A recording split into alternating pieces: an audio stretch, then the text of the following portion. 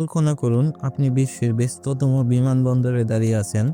হঠাৎ করে আপনি এমন একজনকে দেখেন যিনি এমন একটি দেশ থেকে এসেছেন যে দেশের কোনো অস্তিত্বই নেই আমাদের পৃথিবীতে, আমাদের মানচিত্রে। আজকের গল্পটি সেই রহস্যময়ী নারীর যিনি একটি অস্তিত্বহীন দেশে পাসপোর্ট নিয়ে নিউ ইয়র্কের JFK বিমানবন্দরে অবতরণ করেন।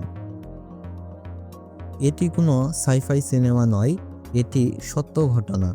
টোকিও থেকে আসা একটি ফ্লাইট, JFK-তে একজন রহস্যময়ী যাত্রী এবং একটি সম্পূর্ণ নিখুঁত কিন্তু ভুয়ো পাসপোর্ট।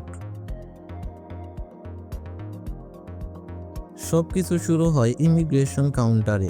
মধ্যবয়সী একজন মহিলা, দেখতে সাধারণ পর্যটকের মতোই। তিনি একটি পাসপোর্ট পেশ করেন। পাসপোর্টের নাম তেরেঞ্জা। প্রাথমিক পরীক্ষা-নিরীক্ষায় আধিকারিকরা হতবাক, কারণ এই নামে কোনো দেশের তথ্য তাদের ডেটাবেসে নেই। কিন্তু আসল রহস্য লুকিয়ে ছিল পাসপোর্টটির গুণমানে।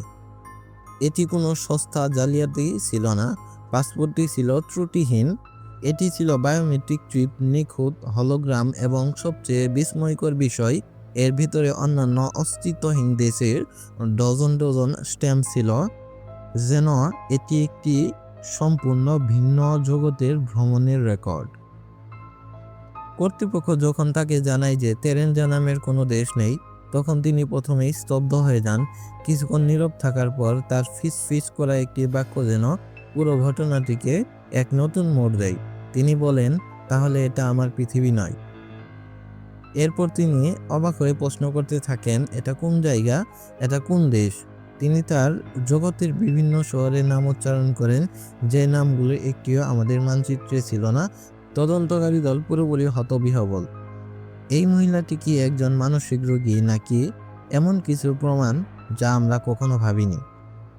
এই ঘটনাটি আজও একটি অমীমাংসিত রহস্য। মহিলাটি শেষ পর্যন্ত কোথায় গেলেন বা তার পাসপোর্টের উৎস কি, তা পুরোপুরি পরিষ্কার নয়। এটি কি প্যারালাল ইউনিভার্সের একটি ছিদ্র, নাকি এক চরম স্তরের জালিয়াতি? আপনার কি মনে হয়? কমেন্ট করে জানান। আপনি কি মনে করেন তেরেঞ্জা সত্যি অন্য কোনো মাত্রা থেকে আসা দেশ? এমন আরও রহস্যময় গল্প শুনতে আমাদের চ্যানেলটি সাবস্ক্রাইব করুন।